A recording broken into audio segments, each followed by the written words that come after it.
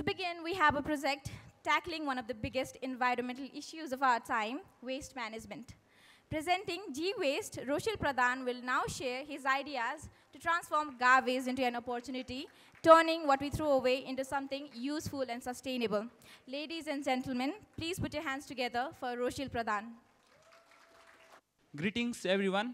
मेरो नाम रोशिल प्रधान, म BBM 7 बाट आज चाहिँ म मेरो बिजनेस प्लान लिएर तपाईहरुको अगाडि उपस्थित भएको छु।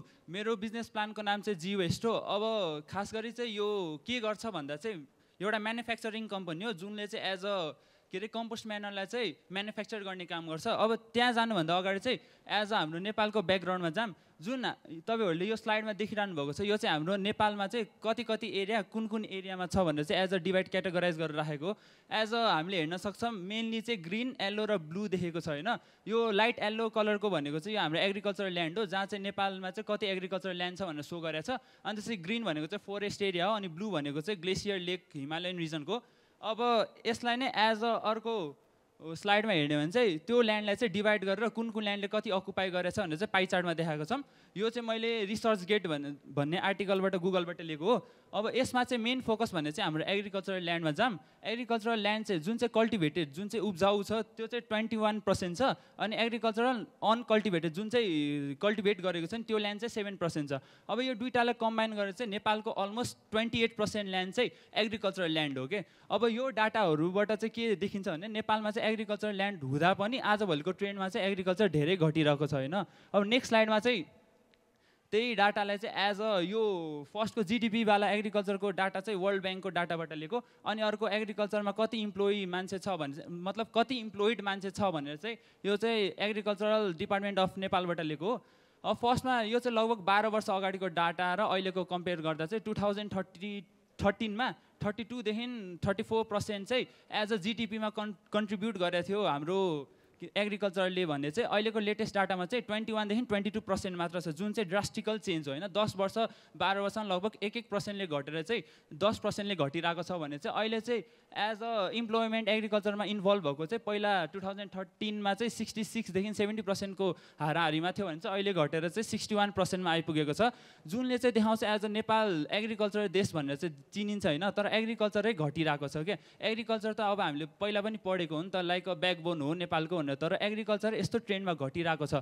अब मान्छेको जनसंख्या चाहिँ बढिरहेको छ एग्रिकल्चर घटिरहेको छ। अब मान्छेलाई बाँच्नको लागि फुड चाहियो हैन। फुड कहाँबाट आउँछ त एग्रिकल्चरबाट आउँछ हैन। अब यही ग्रोइङ डिमान्ड मिट गर्नको लागि चाहिँ अब आजभोलिको फार्मरहरूले चाहिँ के गर्छ भन्दा चाहिँ हाई अमाउन्ट अफ केमिकल फर्टिलाइजरहरू युज गरेर चाहिँ छिटो प्लान्टहरूलाई बढाउने अनि छिटो मार्केटमा सेल गरेर प्रफिट अर्न गर्ने छ हैन।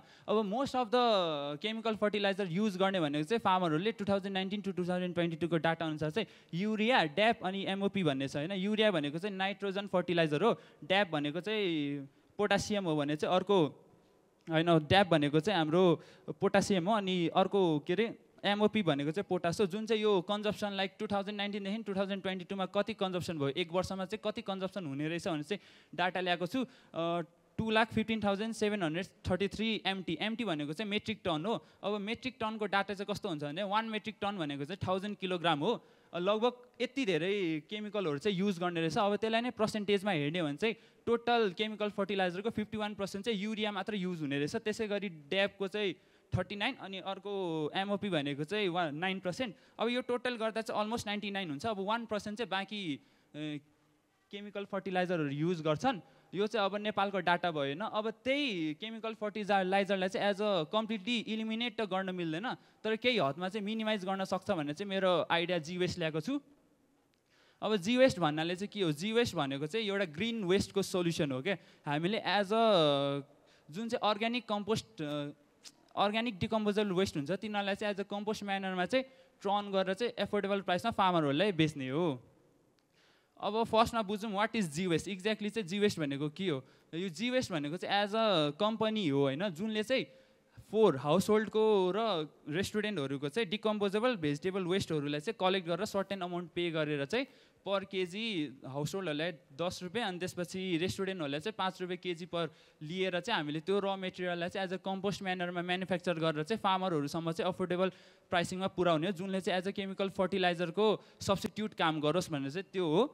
अब यो आइडिया चाहिँ कहाँबाट आयो भन्दा चाहिँ एज अ एक दिन चाहिँ म र मेरो दिदी हिँडिरहेको थिएँ बाटोमा अनि त्यसपछि बाटोमा फोहोर फ्यालिरहेको थियो क्या साइडमा अनि त्यो फोहोर देखेर चाहिँ यो फोहोर यत्तिकै किन फ्यालेको होला लाइक केही गरेको भए अलिकति राम्रो हुन्थ्यो जस्तो लागेको थियो अनि त्यहीँबाट चाहिँ एज अलिकति रिसर्चहरू गर्दै जाँदा चाहिँ यो कन्सेप्ट आएको हो फर्स्टमा अब प्रब्लमहरू डिफ्रेन्ट टाइपको हुन्छ अब मेन यो फोकस गरेर चाहिँ मैले बनाउनु खोजेको चाहिँ एउटा वेस्ट म्यानेजमेन्ट र केमिकल फर्टिलाइजरको प्रब्लम हो वेस्ट म्यानेजमेन्टमा जुन फर्स्टमा देखिनु सक्नुहुन्छ ल्यान्डफिल यदि प्रपरली वेस्ट म्यानेजमेन्ट गरेन भने चाहिँ यत्तिकै ल्यान्डफिलहरू भएर थुप्रिरहन्छ होइन अब त्यो थुप्रिएपछि कि त त्यसलाई जलाउनु पऱ्यो कि त कुहिँदै जान्छ अब कुहिने बेला चाहिँ प्रब्लम के हुन्छ भने एकदम गनाउने स्मेलहरू आउँछ जसले गर्दा एज अ सराउन्डिङ इन्भाइरोमेन्टमा बसिसक्नु हुँदैन अनि अर्को भने जलायो भने एयर पल्युसन हुन्छ यो भयो वेस्ट म्यानेजमेन्टको प्रब्लम भने चाहिँ अर्को भनेको केमिकल फर्टिलाइजर मैले अगाडि पनि देखाइसकेँ लाइक कति धेरै केमिकल फर्टिलाइजरहरू युज हुन्छ भनेर अब त्यही केमिकल फर्टिलाइजरहरूलाई चाहिँ मिनिमाइज गर्नको लागि चाहिँ सब्स्टिट्युट चाहिँ मैले जी वेस्ट ल्याएको अब त्यो केमिकल फर्टिलाइजरहरू युज गरेको खानेकुरा धेरै खायो भने चाहिँ मान्छेहरूमा हेल्थ हजार्सहरू धेरै आउँछ जसलाई अब सर्ट टर्म र लङ टर्म भन्ने हुन्छ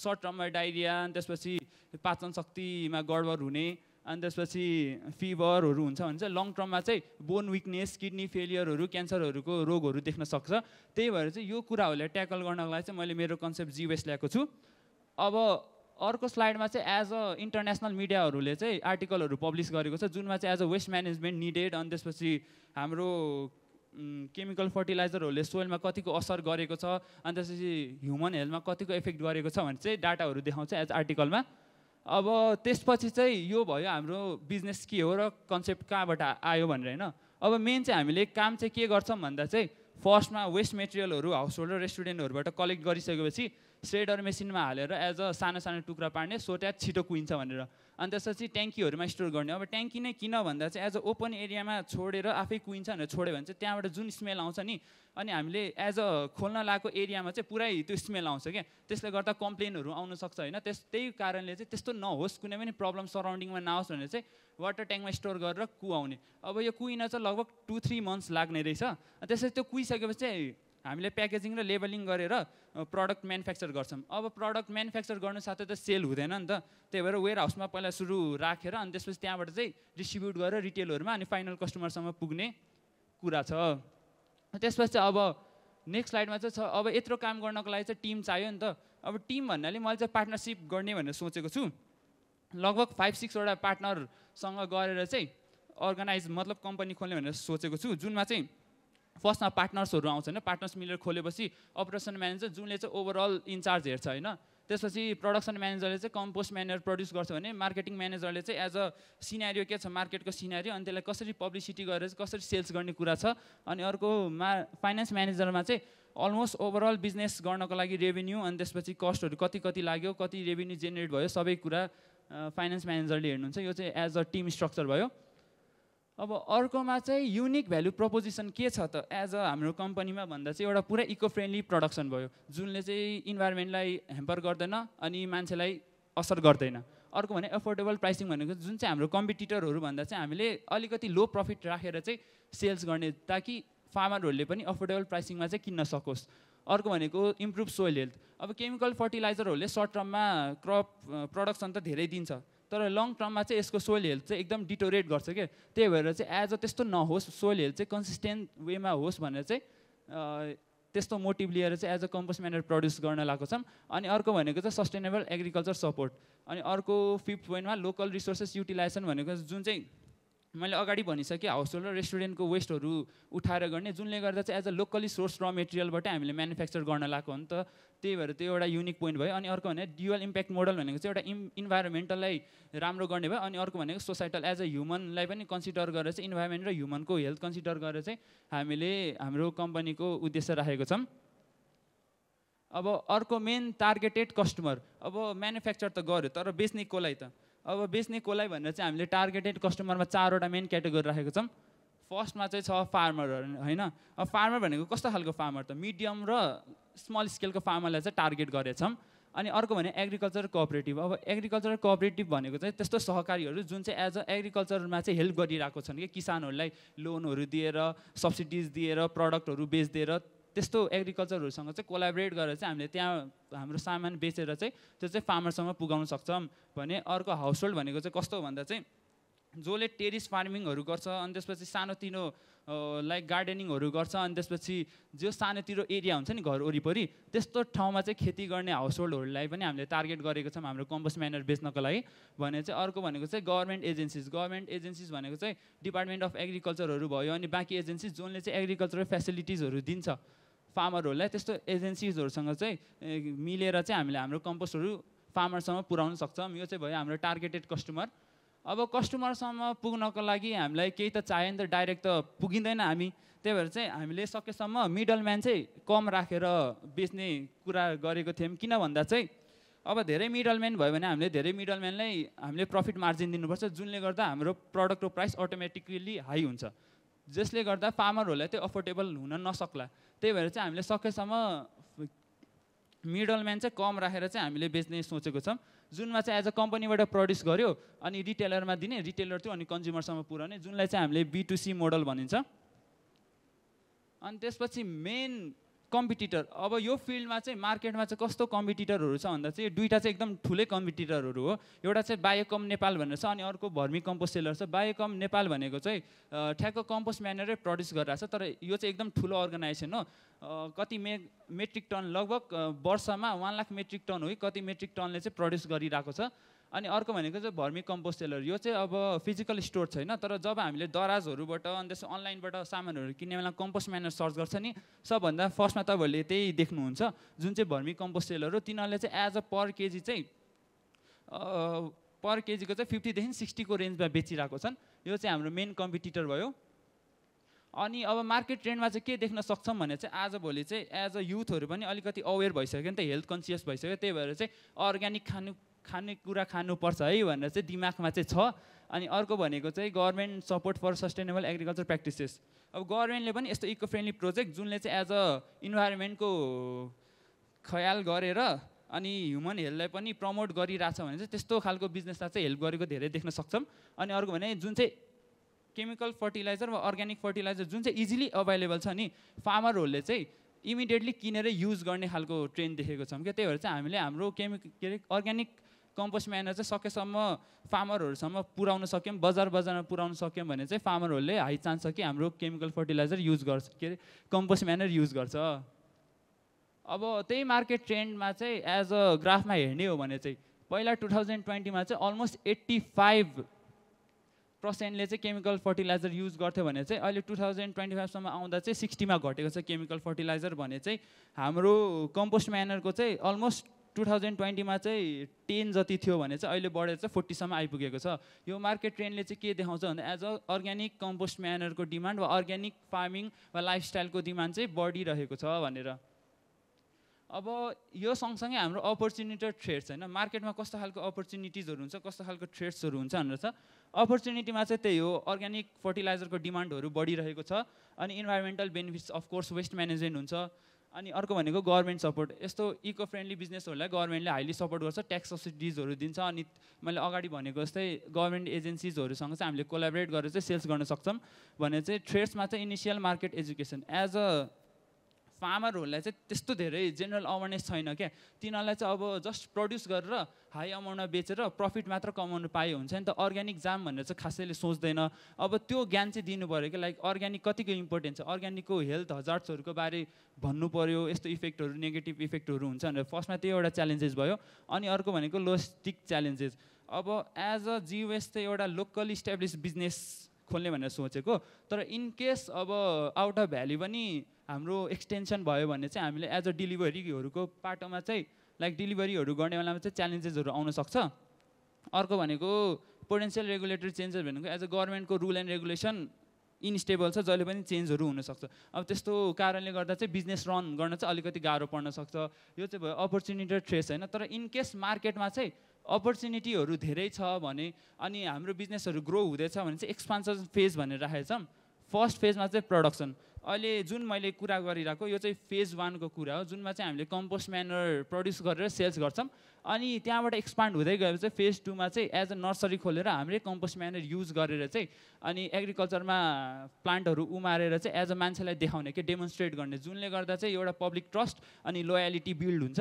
अनि अर्को भनेको चाहिँ हामी धेरै नै ठुलो एज अ ग्रो भइसकेपछि चाहिँ हामीले जुन डेलिभरी गर्नको लागि आउट अफ भ्याली गाडी ट्रकहरू जान्छ डेलिभरी गर्न कम्पोस्ट म्यानर, त्यहाँबाट चाहिँ एज अ फार्मरहरूसँग इन्ट्रिग्रेट गरेर चाहिँ हामीले फार्मरहरूको चाहिँ प्रडक्ट ल्याएर चाहिँ एज अ लो प्रफिट मार्जिनमा चाहिँ मिडल म्यानको काम गरिदिने के, फार्मरहरूले आफ्नो प्राइस पाओस् अनि कस्टमरहरूलाई पनि धेरै महँगो नहोस् ठिक्कको होस् भनेर चाहिँ त्यो गर्ने भनेर सोचेको छौँ। यो चाहिँ हाम्रो एक्सपान्सन फेजको कुरा भयो। अब अर्को इन्भेस्टमेन्ट चाहिँ कति लाग्छ भन्दा अलमोस्ट 30 देखि 40 लाखको इस्टिमेटेड कस्ट छ। अब यो पैसाहरू चाहिँ कहाँ युज हुन्छ भन्दा चाहिँ अब कम्पनी रेजिस्टर गर्नु पऱ्यो, वेबसाइटहरू बनाउनु पऱ्यो एज अ भिजिटर्सहरूको लागि, त्यसपछि पर्चेज अफ इक्विपमेन्ट्सहरू भयो, अनि ल्यान्डहरू जुन हामीले भाडामा लिन्छौँ त्यसको पैसाहरू तिर्नु पऱ्यो, त्यसपछि प्रमोसनल एक्टिभिटिज, अनि अर्को भनेको day to day activities carry out गर्नको लागि हामीलाई पैसा चाहियो। त्यो पैसाहरू चाहिँ यहाँ युज हुन्छ। अब यही सम्बन्धी चाहिँ अर्को प्रोजेक्टेड सेल्स एन्ड रेभेन्यू चाहिँ अब कति सेल्स हुन्छ र कति प्रफिट कमाइन्छ होला भनेर चाहिँ देखाएको छौँ। फर्स्ट इयरमा चाहिँ एज अ प्रोडक्सन क्यापेसिटी चाहिँ हामीले 60,000 को हाराहारीमा लिएको छौँ। 60,000 केजी प्रड्युस गर्ने, 50 को हिसाबले बेच्यो भने पनि हाम्रो लगभग कति छ प्राइस, लगभग आखैदेखि नै 30 लाख छ। अनि त्यसपछि 80,000 पछि इयर 2 मा चाहिँ अलमोस्ट 30% को जम्प हो। 80,000 प्रड्युस गर्दा चाहिँ 55 मा बेच्यो भने 44 लाख छ। अनि अर्को भनेको इयर 3 मा चाहिँ 1,10,000 प्रड्युस गर्यो भने 60 रुपिसमा बेच्यो भने चाहिँ 86 लाख जति छ, जुन चाहिँ हो इयर 2 बाट इयर 3 मा जाँदा चाहिँ अलमोस्ट 40% को जम्प हो। अब यसमा चाहिँ कसरी जम्प हुन्छ भन्दा चाहिँ एज अ प्रोडक्सन क्यापेसिटीहरू बढ्दै जान्छ होइन, अनि त्यसको हिसाबले एज अ इन्फ्लेसन रेट पनि त बढ्छ नि त। त्यही भएर चाहिँ हामीले प्रडक्टको प्राइस पनि हरेक वर्ष चाहिँ 5 रुपियाँले बढाएर चाहिँ एज अ सेल्स बढाउने सोचेको छौँ। यो चाहिँ एज अ प्रोजेक्टेड एउटा एस्टिमेटेड चार्ट मात्र हो। अर्कोमा चाहिँ मैले पुरै ब्यालेन्स सिटै मैले रिपोर्ट बनाएको थिएँ, त्यो रिपोर्टको ब्यालेन्स सिटै मैले यहाँ राखेको छु, जुन चाहिँ अब एक्सपेन्सेसमा चाहिँ हामीले कहाँ युटिलाइज हुन्छ हाम्रो फन्ड, अनि त्यसपछि कहाँबाट रेभेन्यू आउँछ भनेर राखेको छु, तपाईँहरूले पनि हेर्न सक्नुहुन्छ। यो चाहिँ 1 इयरको इस्टिमेट गरेर चाहिँ बनाएको हाम्रो जी वेस्ट कम्पनीको इन्कम स्टेटमेन्ट र ब्यालेन्स सिट। मेरो प्रेजेन्टेसन चाहिँ यति नै हो, धन्यवाद। Thank you Rosel Pradhan. Hello Rosel, thank you for the presentation. So हजुरको पिचमा चाहिँ लाइक हजुरको आइडियामा चाहिँ chemicals fertilisers still's going on नि त फार्मर्सहरूको लागि चाहिँ, सो च्यालेन्जेस चाहिँ के हुनसक्छ त एउटा फार्मर्सलाई केमिकल्स फर्टिलाइजरबाट अर्ग्यानिक फर्टिलाइजर्समा चेन्ज हुनलाई? सर अब मेन च्यालेन्जेस भनेको चाहिँ केमिकल फर्टिलाइजरहरू चाहिँ एकदम हाइली अभाइलेबल छ क्या।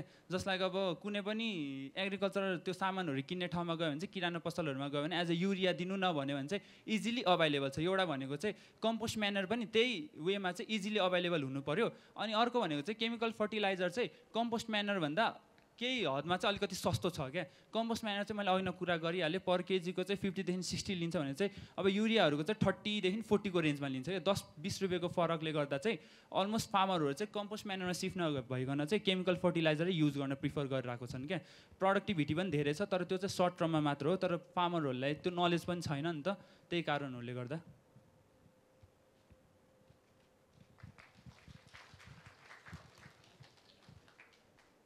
Hi Rosil, you have done a very good research.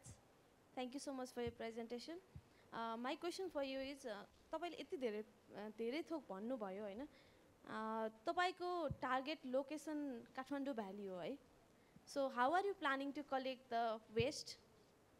Ma'am म चाहिँ अहिले लुबुमा बस्छु होइन, जस्ट लाइक अब म काठमाडौँ इनसाइडै छु नि त। इट मिन्स अब त्यस्तै एरिया खोज्छु कि जहाँ चाहिँ पपुलेसन ह्युमन सेटलमेन्ट चाहिँ अलिकति कम होस् क्या, मतलब अपरेसन गर्ने ठाउँ चाहिँ कम होस्, तर लोकल एरिया जुन चाहिँ अब जस्ट लाइक म अहिले लुबुमा बस्छु भने चाहिँ अहिले चाहिँ लुबुको टार्गेट गरेर चाहिँ लुबुबाट चाहिँ 4 उठाएर चाहिँ as a compost manner produce गर्ने, यो चाहिँ अहिले एकदम स्मल स्केलमा गर्ने भनेर मात्र सोचेको छौँ। तपाईको टिम मेम्बर कतिजना हुनुहुन्छ अहिले? Are you alone or you have co-founders? Ma'am यो चाहिँ जस्ट मेरो आइडिया मात्र हो, तर इन केस मैले गरिहालेँ भने चाहिँ पार्टनरसिपमा गर्ने भनेर सोचेको छौँ। अब कम्पनीमा एटलिस्ट 10 जना जति चाहिँ चाहिन्छ। माई क्वेसन इज, जुन तपाईँले वेस्टको कुरा गर्नुभयो नि होइन, त्यो त्यो वेस्टमा तपाईँको लागि अहिलेको लागि र मटेरियल ओन्ली घरबाट निस्केको वेस्ट हो अरू तपाईँहरूले कुन कुन अप्सन सोच्नु भएको छ एउटा त्यस्तै यो कुहाउनको लागि विभिन्न इएमहरू चाहिँ चाहिन्छ तपाईँलाई थाहा छ होला होइन यो इएमको आइडिया तपाईँलाई कति छ अनि यो युज गरेर बनाउनु भएको तपाईँको कम्पोस्ट मलले भोलिको दिनमा इल्ड कति % बढाउँछ होइन जुन तपाईँले केमिकल फर्टिलाइजरलाई रिप्लेसमेन्ट गर्ने कुरा गर्दै हुनुहुन्छ नि सो यसमा चाहिँ तपाईँको आफ्नो चाहिँ रिसर्च के छ कि तपाईँले युज गर्नु डिफ्रेन्ट कुन इएम तपाईँले युज गर्ने प्लान गर्नुभएको छ त्यसरी बनाएको फर्टिलाइजरले चाहिँ कति इल्ड बढाउन चाहिँ सपोर्ट गर्छ ताकि तपाईँ अहिले बजारमा भएको तपाईँले अघि लिएको नाम लिएको कम्पिटिटरसँगै अरू धेरै कम्पिटिटरहरू बजारमा हुनुहुन्छ जो एकदमै ऱ्यापिडली लागिरहनु भएको छ नट ओन्ली चाहिँ एनी प्रोडक्टमा स्पेसिफिक प्रोडक्टमा लागिरहनु भएको छ लाइक कुनै धानको लागि स्पेसली उहाँले काम गर्नुभएको छ कफीको लागि स्पेसली काम गर्नुभएको छ त्यसको लागि त्यसकै बेसमा रिसर्च गर्नुभएको छ र फर्टिलाइजर बनाउनु भएको छ होइन त्यो मार्केटमा चाहिँ तपाईँले आफूलाई कसरी कम्पिटिसन गर्न सक्नुहुन्छ म्याम अब तपाईँको फर्स्ट क्वेसनको कुरा चाहिँ हाम्रो र मेटेरियलहरू कहाँबाट आउँछ भन्दा चाहिँ मेन टार्गेट चाहिँ लोकल्ली गर्ने हो जुन चाहिँ हाउस होल्ड र एज अ रेस्टुरेन्टहरूबाट भेजिटेबलको डिकम्पोजेबल वेस्टहरू हुन्छ नि भेजिटेबल वेस्ट मात्र है नट प्लास्टिक प्रडक्टहरू जस्ट कुहिने भेजिटेबल वेस्टहरूलाई चाहिँ कलेक्ट गरेर चाहिँ हामीले कम्पोस्ट म्यानर बनाउँछौँ भनेर सोचेको छौँ अब कम्पोस्ट म्यानर चाहिँ कसरी बनाउने भन्दा चाहिँ त्यो तपाईँले भन्नुभएको जस्तै समथिङ इएमआई हो कि इएमको कुरा गर्नुभयो त्यो चाहिँ अब एक्ज्याक्टली थाहा भएन म्याम मलाई अब हामीले चाहिँ के सोचेको छौँ भन्दा चाहिँ एज अ 4 को रेसियोमा छ भने चाहिँ 75% चाहिँ 3 को रेसियोमा चाहिँ हामीले त्यो भेजिटेबल वेस्टहरू राख्छौँ भने चाहिँ 1 को रेसियोमा चाहिँ एज अ माटो मिक्स गरेर पुरै अर्ग्यानिक केही पनि युज नगरिकन चाहिँ बनाउने सोचेको छौँ ओके त्यसमा चाहिँ हामीहरू कस्तो हुन्छ भने होइन यो चाहिँ सानो तपाईँले फेरि रिसर्च गर्नु होला चाहिँ हामीले जुन गोबर मल भनिरहेको छौँ नि त्यो जम्मा कार्बन हो नि त होइन त्यसमा चाहिँ प्लान्टको लागि चाहिने न्युट्रिसन त पुग्दैन नि त द्याट्स वाइ हामीले एड गर्नुपर्छ नि त होइन सो यसमा चाहिँ फर्दर रिसर्च गर्नु होला then presentation was good thank you धन्यवाद ma'am thank you all of you मेरो चाहिँ यति नै थियो Thank you, Rosil Pradhan.